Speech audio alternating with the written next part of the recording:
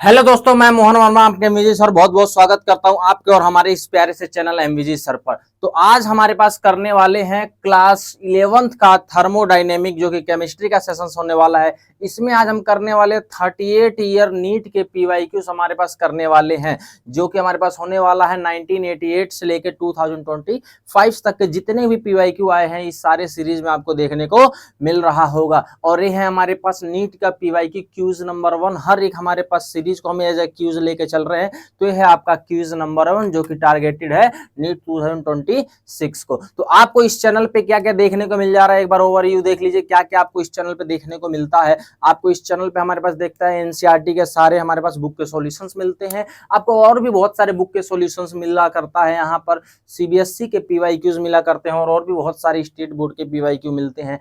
आइजर के पीवाईक्यू मिलते हैं, सीयूटी के मिलते हैं, ऐसे ही NEET, AIIMS, state nursing, JEE mains और जेई एडवांस, जितने भी आपको इतने सारे एग्जाम जो दिख रहे हैं इन सारे एग्जाम के लिए आपको पीवाईक्यू इस चैनल पे देखने को मिल रहा होता है। इसीलिए इस चैनल को हमारे पास कहा जाता है क्या, वन स्टॉप सॉल्यूशन। हमारे पास पीवाईक्यू का सिंगल हमारे पास एक ही जगह पे आपको सारे पीवाईक्यू देखने को मिल जाएगा। सारे किसी भी कॉम्पिटिटिव एग्जाम के लिए आपको देखने को पीवाईक्यू मिल जाएगा। हमारा एक ही नारा है, कॉन्सेप्ट से लेके करियर तक आपको हर हमेशा गाइड करते रहेंगे और आगे भी इसी तरीके से हम अपना वीडियो लाते रहेंगे। आइए, इस हमारे पास सेशंस को आप कैसे यूजफुल तरीके से आप इसको कंज्यूम कर सकते हो उसके बारे में भी थोड़ा सा डिस्कस कर लेते हैं। उसके बारे में हमारे पास देखिए कैसे इस्तेमाल करेंगे, तो इसको 4 पार्ट में हमारे पास इस्तेमाल करने की कोशिश करते हैं। अच्छा, वो थोड़ा सा कैमरे का जो कैमरा और लाइट का जो इशू रहेगा उसको थोड़ा इग्नोर करिएगा, क्योंकि अभी है थोड़ा इशू, समय के साथ ये भी सुधार दिया जाएगा। ठीक है जी। आइए, क्वेश्चंस के अंदर हमारे पास क्या होगा, इस सीरीज के अंदर हर एक वीडियो लेक्चर के अंदर आपको 10 क्वेश्चन देखने को मिल रहा होगा। हर एक वीडियो के अंदर आपको 10 क्वेश्चन देखने को मिल रहा होगा और हर एक क्वेश्चन को आप जब करेक्ट करेंगे तो उसके लिए आपको 4 मार्क्स मिलेगा और इनकरेक्ट करेंगे तो आपको 1 मार्क्स मिलेगा और जब आप स्किप कर देंगे तो आपको 0 मार्क्स मिल रहा होगा हर एक क्वेश्चन के लिए। कैसे अटेम्प्ट करना है, सबसे पहले वीडियो को पॉज करना है, उसको खुद से सॉल्व करने की कोशिश करना है और उसके बाद आप क्या करेंगे, अपना स्कोर कैलकुलेट करेंगे कि आपका कितना स्कोर बना है। और तीसरा क्या है, सेल्फ इवेल्युएट करना है। आपका जो भी स्कोर आएगा वो आउट ऑफ 40 आएगा, 40 नंबर में से आएगा। और आपका जो भी स्कोर बनेगा नीचे कमेंट बॉक्स में जरूर हमें करके बताइएगा नाम और अपना स्कोर कि आपका कितना स्कोर बना है आउट ऑफ 40, ताकि हम आपके लिए ट्रैकिंग के लिए हमारे पास एक व्यवस्था भी देख पाएंगे। और हमारे पास जितने भी आपके पास क्वेश्चन टफ लगते हैं या जो भी आपसे क्वेश्चन सॉल्व नहीं हुआ है उसको जरूर हमें बताइएगा, उसको हम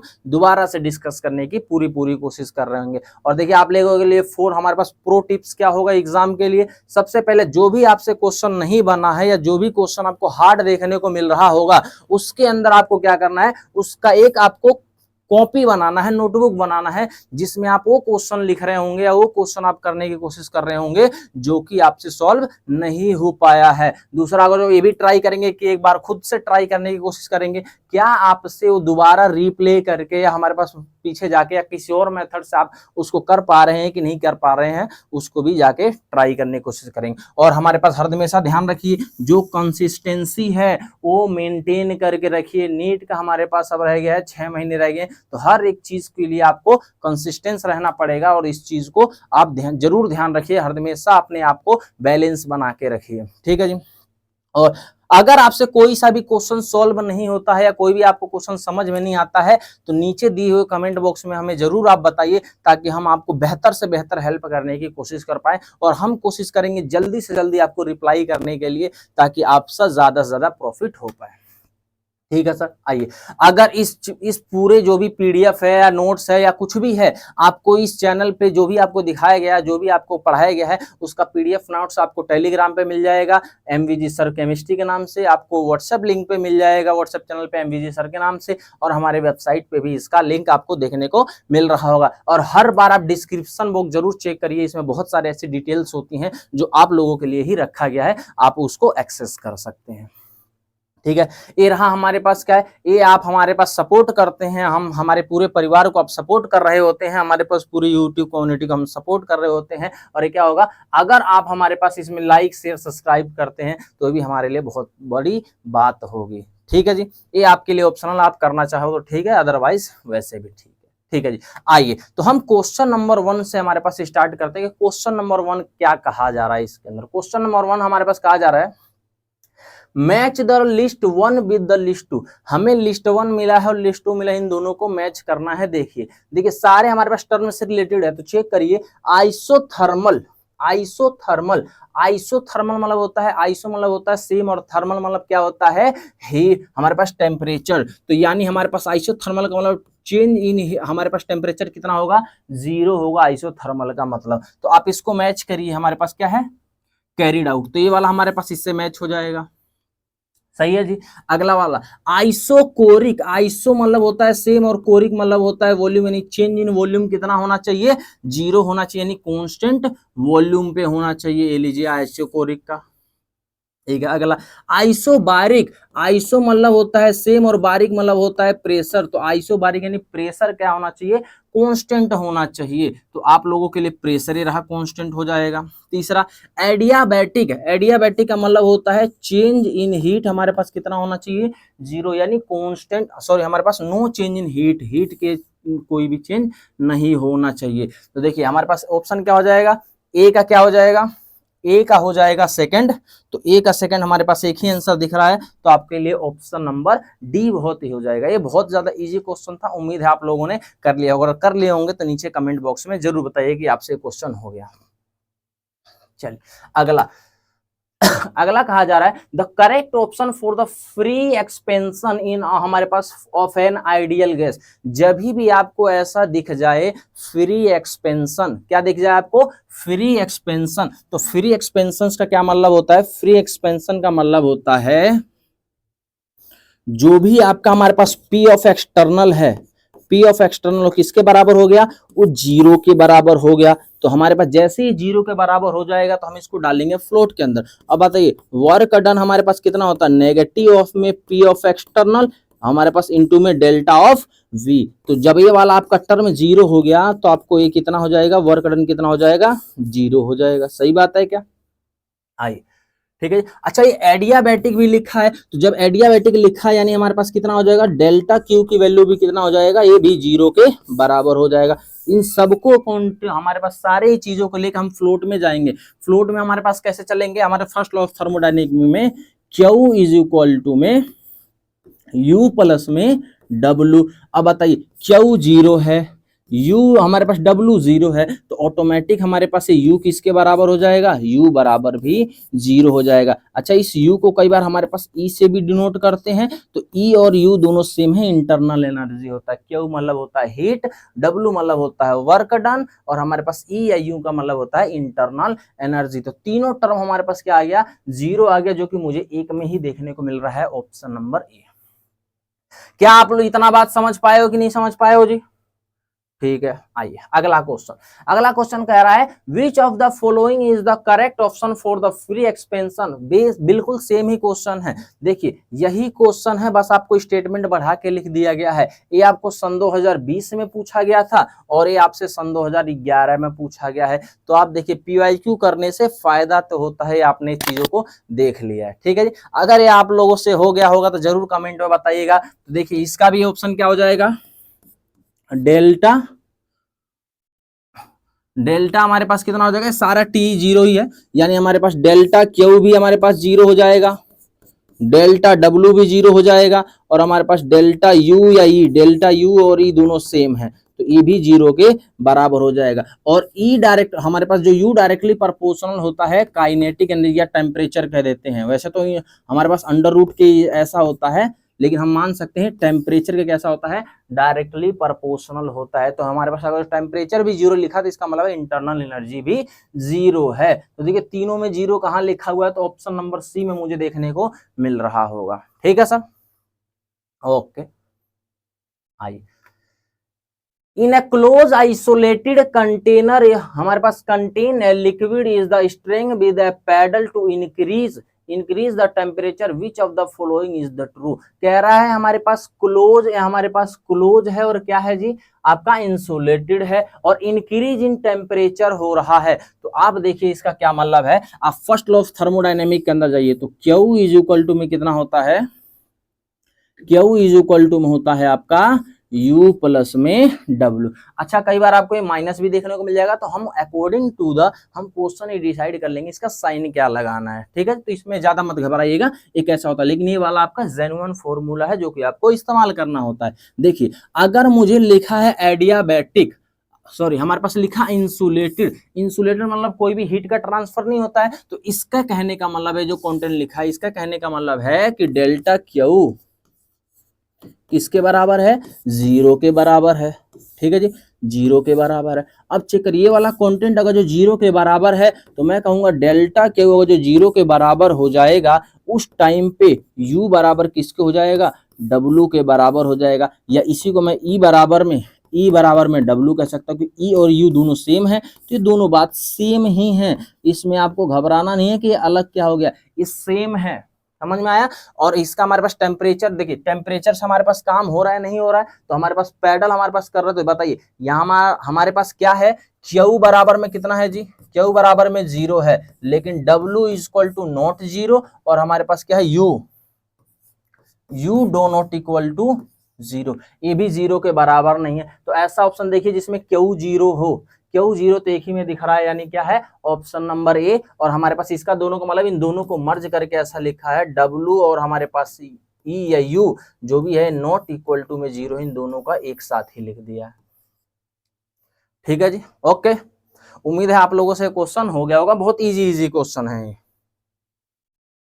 अगला, when one mole of an gas heated at the constant volume temperature is rise to, हमारे पास इतना कह रहा है कि हमारे पास कोई एक कांस्टेंट वॉल्यूम पे अगर किसी का टेम्परेचर राइज हो रहा है इतने से इतना, हीट इज हमारे पास सप्लाइड, कितना हीट सप्लाई हो रहा है, 500 जूल हो रहा है, which statement is the correct.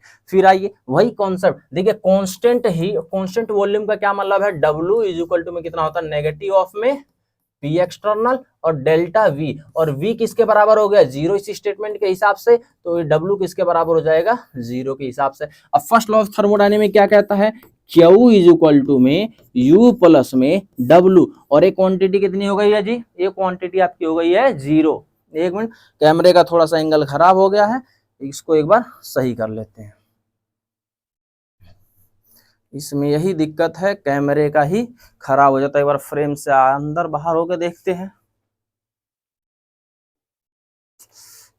इसमें यही दिक्कत है, लाइटिंग का, कैमरे का, पढ़ाने से ज्यादा दिक्कत इन सब में रहता है कि क्या हो रहा है क्या नहीं हो रहा।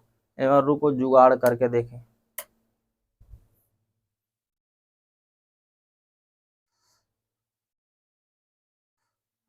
एक मिनट आप लोग होल्ड करिए, देखिएगा मैं कैमरे का भी सिस्टम में व्यवस्था ठीक करके दे रहा हूँ, जस्ट अ मिनट।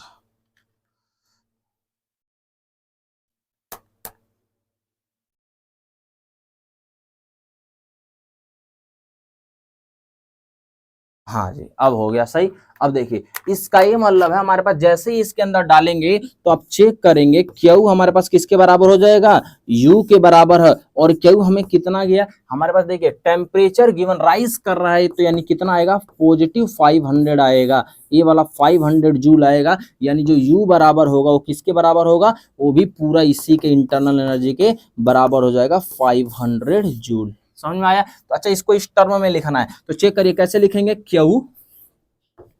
क्यू है हमारे पास कितना है, क्यू है प्लस का 500 जूल, और तो इसी के हिसाब से हमारे पास क्या बन गया, यू भी बन गया 500 जूल 5, और W कितना बन गया, W आपको बन गया 0। तो आपको इस पूरे को हमारे पास कैसे लिखते हैं, Q बराबर में U इज इक्वल टू में प्लस का 500 जूल, और हमारे पास W बराबर में 0। तो चेक करिए हमारे पास W बराबर में 0 होगा, W बराबर में हमारे पास 0 होगा, तो देखिए W बराबर में 0 मुझे एक ही ऑप्शन में दिख रहा है, और ये वाला ऑप्शन सही लग रहा है, ऑप्शन नंबर बी। बहुत इजी क्वेश्चन था, उम्मीद है आप लोगों से हो गया होगा।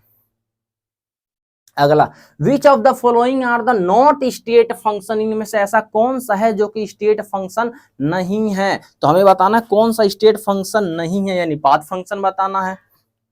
फिर वही बीमारी हो गया इसको,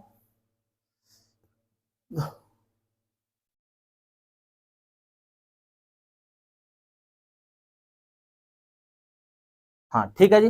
अब हमारे पास इसको देखिए, आखिर आज हो क्या रहा है कैमरे को, कैमरा आज नाराज है लग रहा है।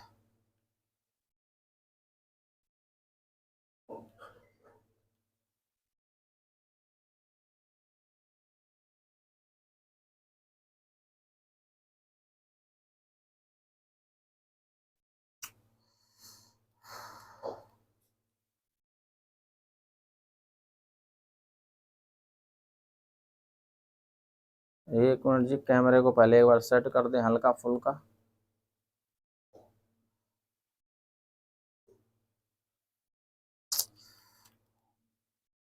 एक मिनट, आज कैमरे को कुछ तो हो गया है।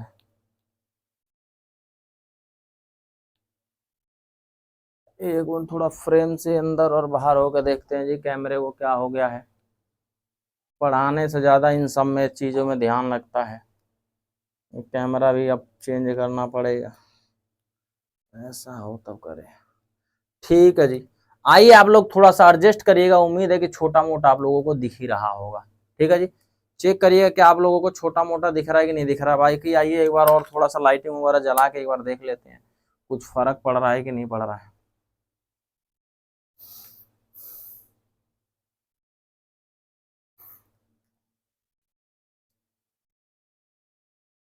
चलिए कोई नहीं, आइए हमारे पास मैं ऑप्शन आपको बता रहा हूँ। यहाँ पे लिखा है Q प्लस में W। बताइए Q प्लस में W किसके बराबर होता है? U के बराबर होता है। इंटरनल और इंटरनल एनर्जी जितने भी सारे होते हैं वो सारे स्टेट फंक्शन होते हैं। तो ये आपको ये दिख गया, ये वाला कैसा है? State function.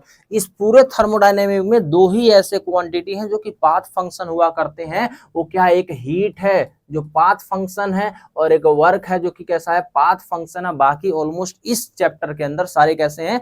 हमारे पास ऑलमोस्ट ये स्टेट फंक्शन है। और बताए डेल्टा हम H माइनस में TdS किसके बराबर होता है जी? ये बराबर होता है किसका? गिब्स फ्री एनर्जी, जो कि ये किसके बराबर है?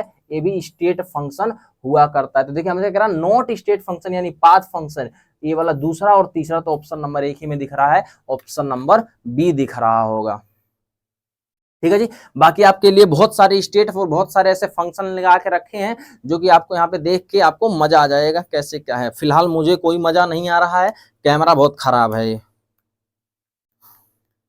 अब बहुत ज्यादा ये दिक्कत दे रहा है। ठीक है जी, ये बहुत सारे आपके लिए स्टेट फंक्शन और पाथ फंक्शन आप लोगों को यहाँ पे देख के देखने को मिल रहा होगा, जो कि आप इस चीज को देख सकते हैं यहाँ पर। ठीक है सर, आइए अगला वाला, विच of the following is the correct equation, इनमें से कौन सा है जो कि स्टेटमेंट करेक्ट है? हमें ये बताना है करेक्ट स्टेटमेंट क्या है। तो चेक करिए, करेक्ट स्टेटमेंट हमारे पास क्या होना चाहिए? जितना हमने किसी एक सिस्टम को हीट दिया, या तो कोई काम कर दे या कोई क्या कर देगा, अपना इंटरनल एनर्जी बढ़ा देगा। क्या आप इस बात से एग्री करते हैं? जितना भी हमने किसी एक सिस्टम को, मान लीजिए मेरा ये रिमोट है, इस रिमोट को अगर जो मैंने 500 जूल एनर्जी दिया, या तो इसका खुद का ये गर्म हो जाए या कुछ इसका इंटरनल एनर्जी बढ़ जाए, या दूसरा है किसी को काम करके दे दे, तो इन दोनों के बराबर होता है। तो आप ये चेक करिए, हमारे पास Q बराबर में कितना हो जाएगा? W प्लस में U हो जाएगा। लेकिन ये सारे हमारे पास Q बराबर में कोई नहीं है, सारे U के टर्म में है। U के टर्म में अगर मैं इसको इधर लेके जाऊंगा तो कितना हो जाएगा? Q माइनस में W हो जाएगा। तो ऐसा चेक कर लीजिए हमारे पास क्या है। अच्छा, एक W का टर्म में भी निकाल लेते हैं, जब निकाल ही रहे हैं तो इसको लेके जाएंगे तो Q माइनस में U हो जाएगा।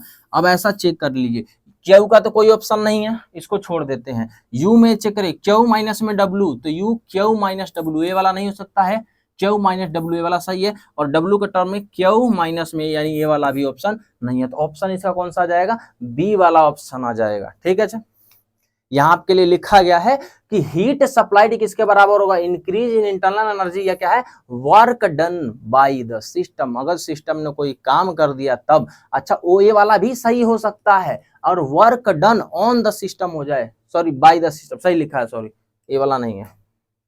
ठीक है जी, ये वाला नहीं है। आइए हमारे पास अब ये वाला आपके पास क्वेश्चन है।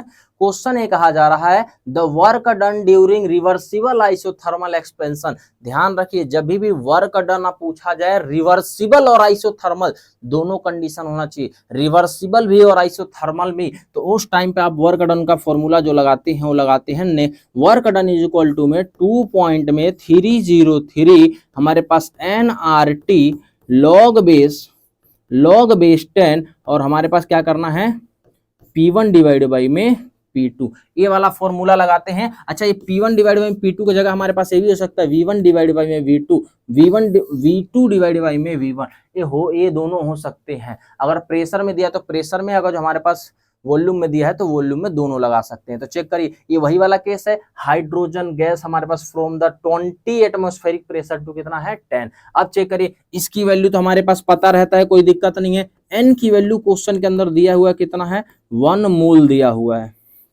1 मोल। अच्छा आर की वैल्यू कह रहा है कि कैलोरी में लेना है और सारे बाकी सारे कैलोरी में ही है, तो ध्यान रखिए आर की वैल्यू कैलोरी में लेना है तो कैलोरी में हमारे पास नियर बाई 2 होता है, 2 कैलोरी होता है।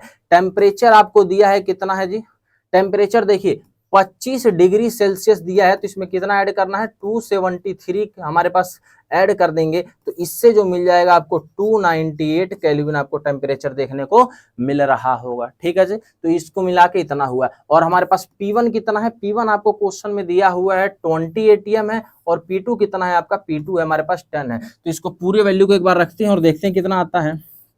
तो नेगेटिव ऑफ 2.303 इंटू में हमारे पास n कितना है जी 1 मोल, r कितना है 2 कैलोरी, और हमारे टेम्परेचर कितना हो गया 298 केल्विन, और हमारे पास लॉग बेस 10 और ये कितना हो जाएगा 20 डिवाइड बाई में 10, एक जीरो से एक जीरो कट जाएगा। तो आप ये चेक करेंगे कितना आएगा, नेगेटिव ऑफ 2.303 इंटू में कितना आ जाएगा, इतना आ जाएगा आपके पास 2 इंटू में 298 और कितना आ जाएगा लॉग बेस 10 कितना हो जाएगा 2, और लॉग बेस इसका जो वैल्यू होता है कितना होता है, इसका वैल्यू होता है 2 पॉइंट में सॉरी 0.0310 इतना होता है। और इसको पूरे को हमारे पास कैलकुलेट करके एक बार चेक कर लेते कितना है। पहली बात है देखिए माइनस में ही आ रहा है, माइनस में ऑप्शन एक ही है, तो यही वाला क्वेश्चन हमारे पास सही हो जाएगा। ठीक है जी, क्यों, क्योंकि ये कह रहा है एक्सपेंशन है ना, तो work done by the system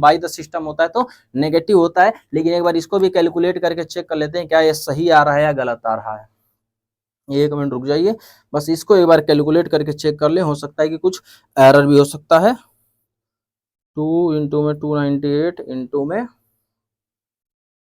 0.3010 बिल्कुल सही आ रहा है। इसको कैलकुलेट करके जो आपके आंसर आ रहा है वो आ रहा है नेगेटिव का 413.1489 हमारे पास इतना आ रहा है